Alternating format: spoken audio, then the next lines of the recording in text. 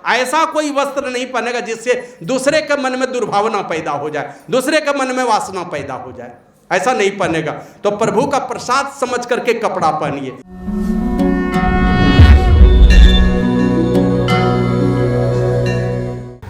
श्री सद्गुरु महाराज की जय। और यही शंकर भगवान ने माता पार्वती को कहा था, जो न करई राम गुण गाना जी सो दादुर जी समाना। को राम के गुणों का जो गायन नहीं करे, परमात्मा के गुणों का जो गायन नहीं करे, उसकी जिह्वा क्या है का बैंग के जी के समान, मेढक के जी के समान उसकी जिह्वा है। मन राम के गुणों का गायन हो इस जीवा से, निंदा शिकायत ये वो लन फन हम लोगों का जो जीवन गुजरता है ना, हमारे जीवन को और दुखी बनाएगा। इन सारे उल्टे पुल्टे विषयों से अपने आप को बचा करके रखिए, एकदम सरल बनाइए, अपने मन को साफ सुथरा रहने दीजिए, है ना। बाबा कबीर कहते हैं, जब दर्शन देखा चाहिए तो दर्पण मांजत रहिए, जब दर्पण लागी काई दरस कहाँ ते पाई।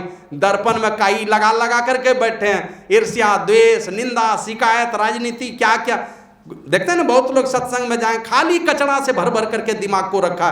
एकदम फ्री रखिए, अपने दिमाग को स्वतंत्र रखिए, उल्टे पुल्टे राजनीति के चक्कर में मत पड़िए।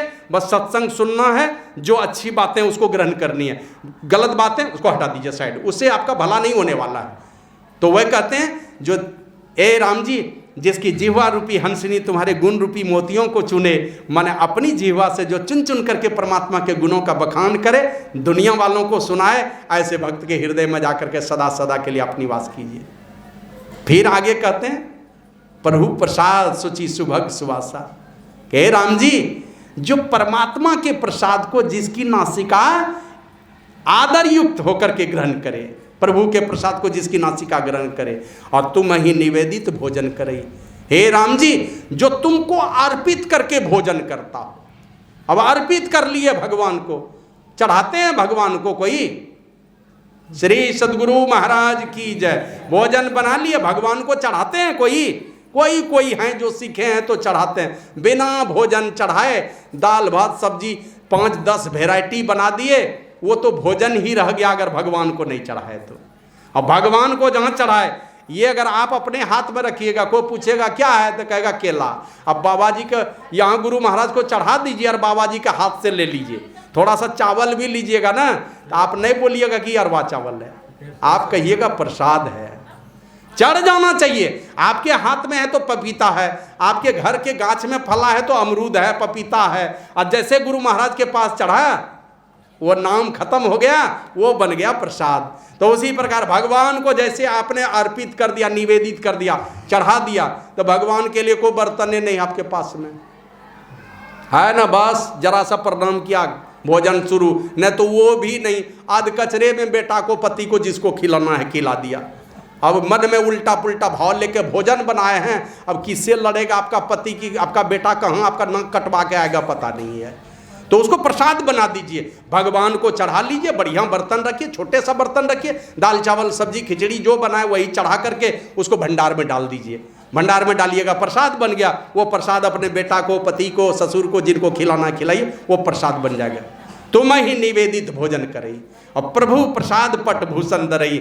वाल्मीकि मुनि कहते, हे राम जी, भगवान को अर्पित करके भोजन करे, और पट जो होता है, पट का बना होता है कपड़ा, जो कपड़ा पहने, और भूषण में होता है श्रृंगार, जो आभूषण पहनते हैं, का ये कपड़ा और आभूषण किस तरह का पहने, का इसको प्रभु का प्रसाद समझ करके, प्रभु प्रसाद पट भूषण दरई।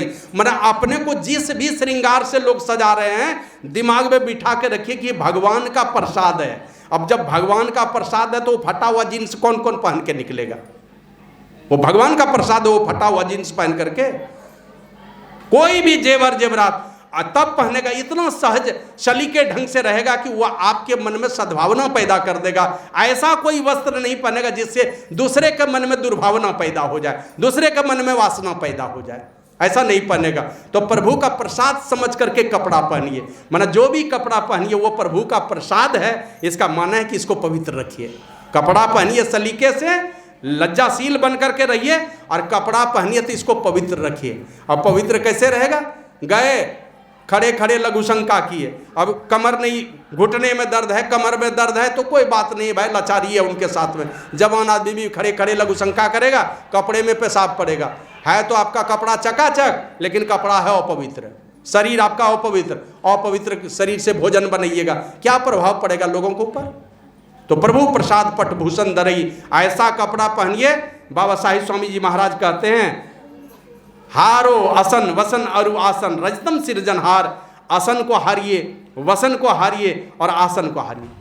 वसन मने कपड़ा, आसन मने भोजन और आसन मने जगह। तो वैसा कपड़ा का परित्याग कीजिए, वैसा भोजन का परित्याग कीजिए और वैसा जगह का परित्याग कीजिए। रजतम सृजनहार, जो आपके मन में रजोगुण और तमोगुण पैदा करता है, ऐसे कपड़े का परित्याग कीजिए। जिस कपड़े को पहनने से, जिस भोजन को करने से, जिस जगह पर रहने से आपके मन में रजोगुनी और तमोगुनी भाव पैदा होता है, उसको परित्याग कर दीजिए। ऐसा जगह खोजिए, ऐसा भोजन कीजिए, ऐसा कपड़ा पहनिए जिससे आपके मन में सतोगुण पैदा हो, और सतोगुणी वृत्ति आपकी रहेगी, तभी आप भक्ति का काम कर सकते हैं। रजोगुण और तमोगुण में भक्ति करेंगे, लेकिन आपके मन में अभिमान पैदा करेगा और वो अभिमान आपके नाश का कारण ही बनेगा अंतिम में।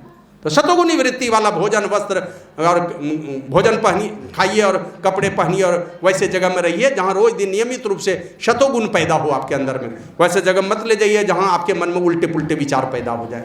तो प्रभु प्रसाद पट भूषण धरई। फिर कहते हैं, करनित करही राम पद पूजा, राम भरोस हृदय नहीं दूजा। हे राम जी, जिसके हाथ सदैव राम के चरणों की पूजा करे, हृदय में परमात्मा को छोड़ के जब भी मांगना है तो परमात्मा से मांगना है। अब परमात्मा के अलावा इस धरती पर अगर कोई मांगने लायक कोई है, अगर जो दाता है उसके पास मांगिए, जो भिखारी है उनके पास मत मांगिए। दाता है संत सदगुरु, पल में कर दे निहाल। जो चाहेंगे मांगेंगे। आपके मांग में अगर पवित्रता है, मांग में अगर दम है, आपके पुकार में अगर दम है, तो गुरु तुरंत सुनेंगे। आप में पवित्रता होनी चाहिए। वो धूर्तपनी वाली मांग मांगेंगे तो नहीं पूरी होगी, लेकिन अगर ईमानदारी से आप उनके पास जाके मांग करेंगे तो आपकी इच्छा की पूर्ति जरूर हो जाएगी। एक बार बहुत पहले की बात है, मैं यही मनियारपुर गया था। पूज्य बाबा को कहा कि हुजूर इनको दे दीजिए एक दिन का प्रोग्राम। ये गिरधारी शाह जी थे, दे दीजिए इनको प्रोग्राम। तो बाबा हमको कहते हैं, एक बार हम गए थे गोड्डा जिला, उस समय संथाल परगना जिला था। गए वहाँ तो गुरु महाराज शाम के समय में कहते हैं कि अरे ये साहिब बाबा देखिए जरा सा बाहर में कोई है। तो बाहर में घूम करके देख लिया, कोई नहीं हो हुजूर, कोई नहीं। नहीं देखिए ना कोई है, बुला के लाइए। अब कोई है ही नहीं तो बुला के किनको लाएगा। जब 2 बार बोल दिए तब बाबा सोचते हैं, जब गुरु महाराज बार बार बोल रहे थे इसका मतलब कोई है। तो बाहर खोजते खोजते वो देखते हैं क्या, 2 बिल्डिंग के बीच में 1-2 हाथ जो खाली जगह थी ना, उसी बीच में एक बूढ़ी बैठी थी, उसको बुला के ले गया। अब वो बूढ़ी माता जी जैसे गई है, ये साई स्वामी जी महाराज हमको शायद 2005 ईस्वी में सुना रहे थे कहानी। जैसे वो बूढ़ी माता जी गुरु महाराज के कमरे में गई, गुरु महाराज उनके सामने में गर्दन झुका लिए और गर्दन झुका के कहते हैं ल माला पिनबो। अब जैसे गर्दन झुका के कहते हैं ल माला पिनबो, तो वो बूढ़ी जो अपना अचरा खोल करके और उसमें सब फूल सूख चुका था, वो माला निकालती है और गुरु महाराज के गले में डाल देती है। गुरु महाराज कहते हैं आबा प्रतिज्ञा पूरा भेला, जा आबा न जल ग्रहण करो। अब इतना कहना था, बाबा ये कहानी बोल करके बिलख बिलख के रो पड़े और कहते हैं कि गुरु महाराज रो 1 पैसा भी गुण नहीं है हमरा में, लेकिन कोई भी गरीब आदमी आवे छे ना, हमरा बड़ी दया आवे छे, जा एक टाइम रो प्रोग्राम दिलवा दियो गिरधारी सौकर। तो दिलवा दिए उनके यहाँ प्रोग्राम। तो वो आप ईमानदारी से, अगर आपके अंदर में प्रेम है, आपके आवाहन में पुकार में अगर दम है, निश्चित रूप से वो सुनेंगे, आपकी आवाज़ सुनी जाएगी। तो इसलिए कहते हैं कपड़ा पहनिए जो रजोगुनी और तमोगुनी नहीं हो, इन हाथों से सदैव राम के चरणों की पूजा हो। तो राम के चरण कहाँ मिलेंगे? राम के चरण मिलेंगे कहाँ? वाल्मीकि, ये तुलसीदास जी महाराज कहते हैं, बंदों गुरुपद कंज कृपा सिंधु नर रूप हरि। ये कौन है? आदमी का शरीर है कौन? परमात्मा है। और यही भावना मतंग मुनि ने सबरी के हृदय में बिठा दिया इस तरह से कि मतंग मुनि के चरण को छोड़ करके रोज दिन मतंग मुनि के चरण की सेवा करती रही। राम के चरण नहीं मिले, बदले में गुरु जी के चरण तो राम के ही चरण हैं, दोनों में कोई अंतर नहीं है। और इसी भावना से जो गुरु हैं वही ईश हैं, जो ईश हैं वही गुरु हैं, दोनों में तनिक भेद नहीं है। इसी भाव से जब आप पूजा करेंगे तो निश्चित रूप से सिद्धि लाभ करेंगे। तो रोज दिन हमारे चरण राम के तीर्थों में जाएं और हमारे हाथ सदैव राम के चरणों की पूजा करें। राम के चरणों की पूजा नहीं मिलेंगे तो गुरु के चरणों की पूजा, सामने में है गुरुदेव, दोनों में कोई अंतर नहीं। बाबा साहिब स्वामी जी महाराज तो कहे साधो भाई हरि गुरु ये कही जानो, जो ही हरि हैं सोई गुरु हैं, वेद तनिक नहीं आनो। और कहते कहते कहे अंतिम में ऐसे ही और संत सदग्रंथ ही कहियो बात मन मानो, जो हरि गुरु में अंतर माने साही बैठा रहनो। थोड़ा भी अंतर अगर मानते हैं तो निश्चित रूप से आप भय में पड़े हुए हैं, माना आप अधोगति में ही पड़े रहेंगे, आपका उद्धार नहीं होने वाला है। इसलिए इन सारी बातों को कहते कहते अंतिम में क्या कहते हैं, तर्पण होम न शीस नवही सुर गुरु द्विज देखी, प्रीति सहित अति विनय विसेखी।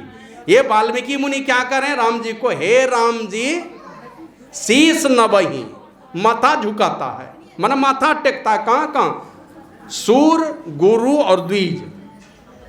सूर माना देवता, कभी अपमान नहीं कीजिएगा कोई देवता का भूल से। किसी कोई साधु महात्मा किसी के बाकाबे माँ के किसी देवी देवता के विरुद्ध नहीं बोलिएगा। वो देवी देवता ऐसे नहीं बन गया, हम ही लोगों के बीच से कोई बढ़िया काम किया तो गया है स्वर्ग में।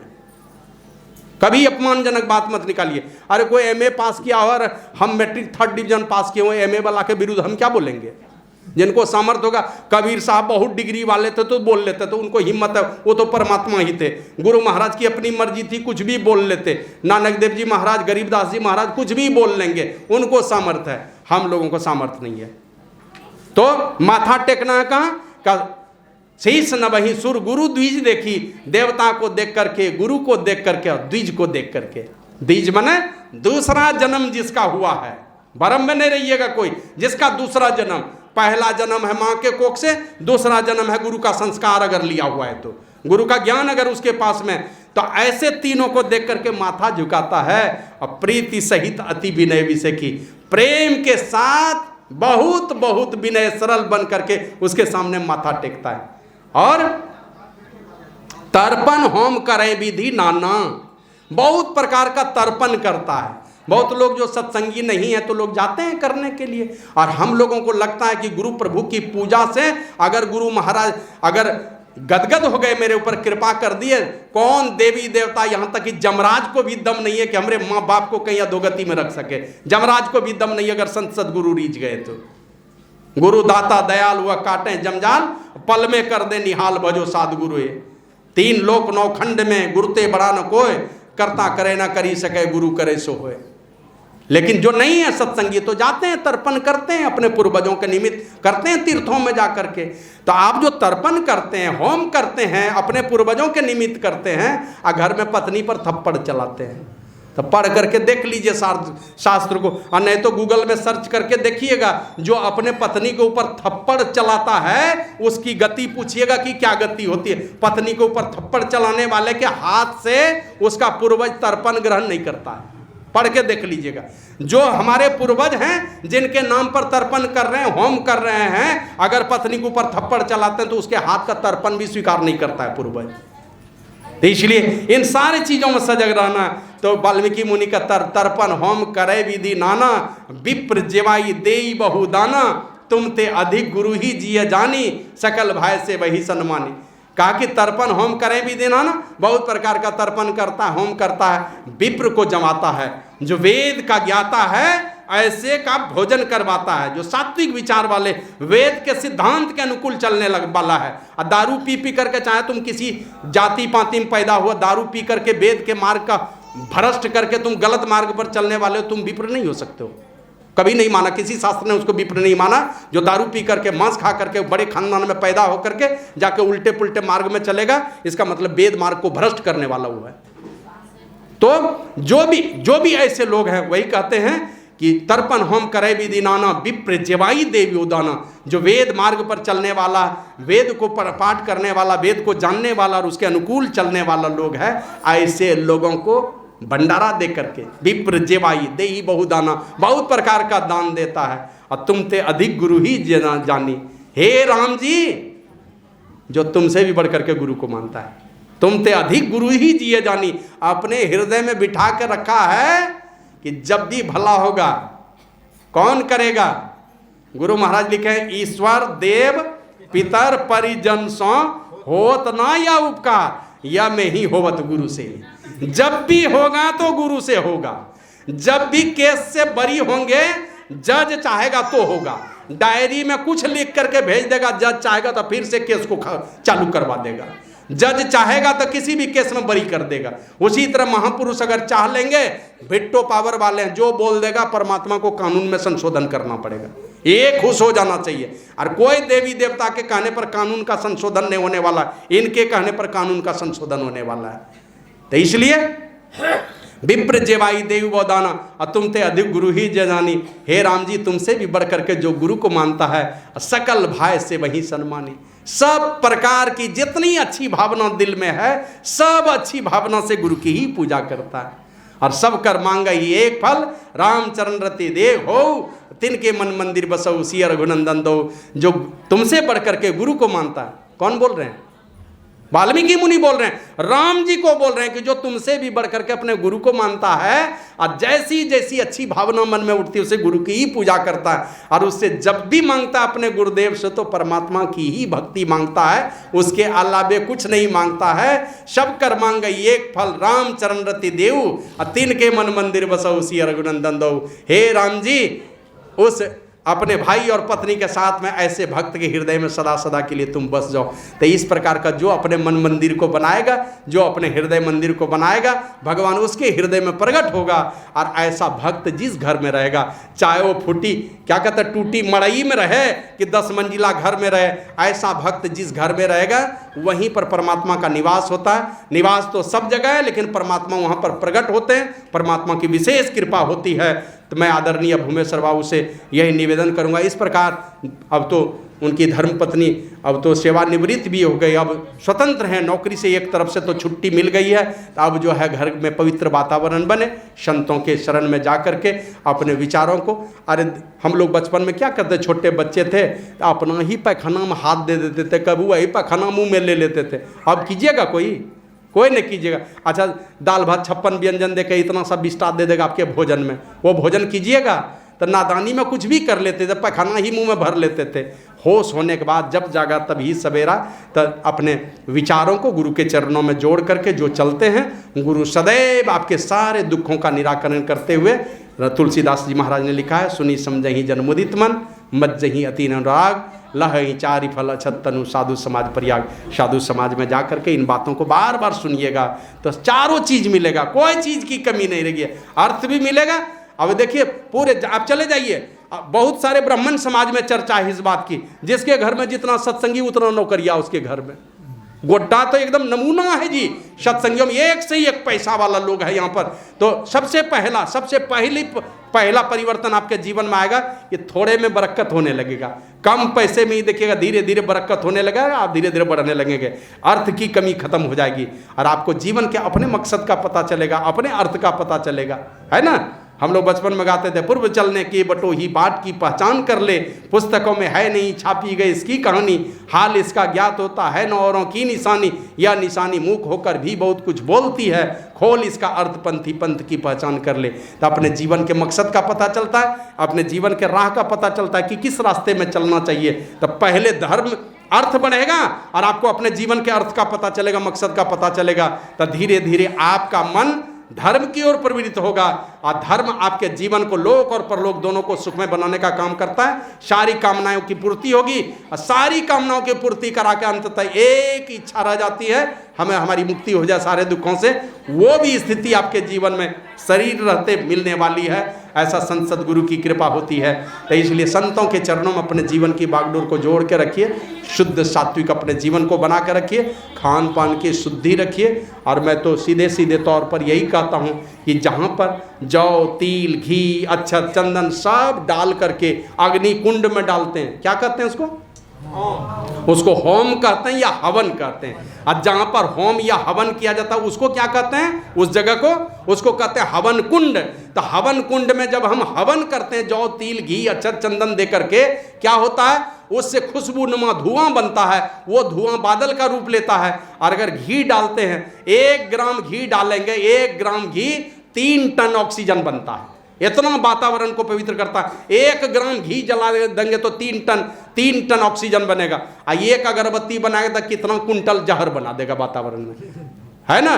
तो जब हवन करते हैं कहीं पर तो सात्विक धुआं बनता है, वो धुआं आकाश में जाके बादल का रूप लेता है, वातावरण को मन प्रफुल्लित कर देता है। वर्षा होती है, समय पर वर्षा हो गई तो समय पर सारे फसल लगने लगते हैं, सारे जीव जंतु गदगद हो जाते हैं। तो ये हवन करने से होता है। तो अपने पेट को शमशान घाट मत बनाइए, हवन कुंड बनाइए। शमशान घाट में लाश जलता है, लाश बदबू ही छोड़ता है, तो वो लाश के जलने का जगह मत बनाइए, अपने पेट को हवन कुंड बनाइए। और इस हवन कुंड में जब सात्विक भोजन डालेंगे, आपके अंदर में अच्छे विचार पैदा होंगे। और अच्छा विचार बाबा साहिब स्वामी जी महाराज और सिरधर बाबा और एक महात्मा हुए पंडित विष्णुकांत झा जी, 3 महात्मा, इन तीनों को दीक्षा दिए थे। ये दीक्षा देने का आदेश गुरु महाराज एक साथ दिए थे। वो तीनों में से एक पंडित विष्णुकांत झा जी हुए, उन्होंने कहा जैसा खाओगे अन्न वैसा होगा मन, और जैसा होगा मन वैसा होगा सुमिरन, जैसा होगा सुमिरन वैसा होगा पुनर्जन्म। खान पान को शुद्ध कीजिए, मन शुद्ध होगा, मन शुद्ध होगा, उल्टे पुल्टे चिंतन हटेंगे, गुरु का चिंतन बढ़ेगा, गुरु का सुमिरन बढ़ेगा। और जैसा जैसा सुमिरन करते हुए अंतिम समय में मर जाइएगा, उसी प्रकार की आपकी अच्छी गति हो जाएगी। तो इन सारे चीज़ों को अपने जीवन में उतारिए, घर में सुख शांति आवे। आदरणीय भुवनेश्वर बाबू, उन दोनों का पति पत्नी का जो शेष जीवन है सुख समृद्धि और शांति से भरा हुआ हो, बच्चे अनुकूल हों, बढ़िया चाल चलन वाले हों। बच्चों को भी चाहिए कि माता पिता बहुत मेहनत करके घर द्वार को सजाए हैं, अपने इज्जत प्रतिष्ठा को बढ़ाएं। बच्चों को भी चाहिए कि उस माता पिता की प्रतिष्ठा को बचा करके रखें। ऐसा कोई काम नहीं करे कि बाप की पगड़ी गिर जाए कहीं पर, अब माँ को लाज लगने लगे, नाक कट जाए माता पिता की। बाल बच्चों को भी चाहिए ऐसा कोई काम नहीं करे। और अभी मैं बता रहा था एक जगह कि आप गूगल में सर्च करके देख लीजिएगा कि हमारा बेटा दारू पीता है, हमारा बेटा शराब पीता है, मतलब बेटा मेरा शराबी है और कबाबी है, वो बेटा मुझे अग्नि संस्कार करेगा तो मेरी क्या गति होगी। जरा सा गूगल में सर्च करके देखिएगा कभी, तो उसमें सीधा सीधी लिखा है अगर शराबी कबाबी बेटा अग्नि दान करेगा तो आप नरक में जाइएगा। तो कम से कम माँ बाप को नरक में भेजने वाला काम मत कीजिए। कोई भी बेटा बेटी अगर सुन रहे हैं मेरी बात को, तो इन बातों को अपने दिल दिमाग में बैठ करके रखिए कि माता बाप से लड़ जाती है। अगर आपको कोई कमी है, बाप नहीं देना चाहता, मां लड़ जाएगी, अपने पति से लड़ जाएगी, अपने पति से लड़ जाएगी बच्चे के खातिर, पति को छोड़ने के लिए तैयार हो जाएगी। बाप तो थोड़ा कठोर होता है, कुछ बोल भी देगा, लेकिन दिन रात मेहनत करता है, आखिर किसके लिए करता है। तो जो माँ बाप इतना किया है, कम से कम उस माँ बाप के लिए कभी दिल दुखाने वाला काम मत कीजिए। और दिल दुखाते भी हैं तो क्या आपको कौन समझाने वाला, आपको तो ब्रह्मा भी नहीं समझा सकता है। हमारे यहाँ क्या था, दंडवत प्रणाम। दंड में ये लाठी जिधर गिरे, पूरब पश्चिम उत्तर दक्षिण सीधे, मुड़ना नहीं है। तो ये वाला प्रणाम कौन करता था, शिष्य करता था अपने गुरु को। राजा करते थे, अपने राजनीतिक जो सलाहकार होते थे कुल गुरु उनको। राजा का टांग गोड़ कोई टूट जाए कोई बात नहीं, उसकी परवाह नहीं होती थी। तो ये दंडवत प्रणाम था। फिर षष्ठ अंग का प्रणाम आया, दोनों हाथ आगे बढ़ गया, ये मस्तक धरती में चला गया, पैर पीछे चला गया, यहाँ मुड़ा, कमर झुका, हाथ सीधे आगे बढ़ गया चरण पर, मस्तक धरती माता को नमन करता। ये साष्टांग प्रणाम है। उसके बाद का प्रणाम क्या है, चरण स्पर्श है। चरण स्पर्श में भी अगर दोनों चरण अलग अलग है तो हाथ उलट करके कीजिए। अगर एक जगह है तो दोनों हाथ जोड़ करके एक बार में कर लीजिए। ये उलट करके बाएं पैर से बाएं हाथ को, दाएं पैर से दाएं हाथ से दाएं पैर को, बाएं हाथ से बाएं पैर को। ये प्रणाम है चरण स्पर्श का।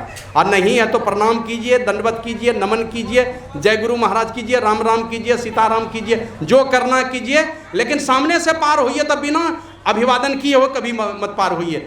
क्योंकि हम लोग पढ़ते थे अभिवादनशीलस्य नित्यम वृद्धोपसेविना चत्वारि तस्य वर्धन्ते आयुर्विद्या यशो बलम। प्रणाम नमस्कार करेंगे तो आयु बढ़ेगी, यश बढ़ेगा, बल बढ़ेगा, विद्या बढ़ेगी। आयु विद्या यश बल सब बढ़ जाता है। तो प्रणाम नमस्कार सब कीजिए, आप कीजिए, अपने बच्चों को भी सिखाइए। बिना प्रणाम किए एक भी दिन अपने बच्चे को बचपन से ही डालिए वो संस्कार। छोटा बच्चा, दूध मुँहा बच्चा जबरदस्ती प्रणाम करे हुए गुरु महाराज को 5, 10, 20 बार प्रणाम करवाइए उनको, इतना प्रणाम करवाइए कि उसको प्रणाम किए बिना चैन नहीं आने लगेगा। बड़ा भी होगा तो बार बार वो प्रणाम करते रहेगा। और नहीं तो बाबा जी आएंगे, आप प्रणाम कीजिएगा। यही साहेबगंज की बात है, एक DCLR थे, क्या परमानंद पासवान, एक DCLR थे साहेबगंज में, बाद में भागलपुर में DDC बन करके आए थे। DM के स्केल में आए लेकिन DM नहीं बन पाए। वो स्वामी सोमानंद बाबा रहते थे बघाकुल में, बगैया के पास, वो चले गए साहेबगंज। पता चला कि ये सत्संगी हैं DCLR, तो उनके यहाँ बैठे, तो वो गए पहले बेटा लोगों को खोजने के लिए, तो बेटा लोग कहीं मिला नहीं, तो DCLR साहब अपने से पानी दिए, जलपान दिए सोमानंद बाबा को। जानते थे कि बड़ा मैंने कुशाग्र बुद्धि का ये महात्मा है, पढ़े लिखे हैं। वो DCLR साहब के आधे घंटे के बाद 2 बेटा उनका आया उधर से। तो DCLR साहब कहते हैं गधा कहीं का, खोजते खोजते परेशान हो गए, कहाँ चला गया, मर गया था क्या?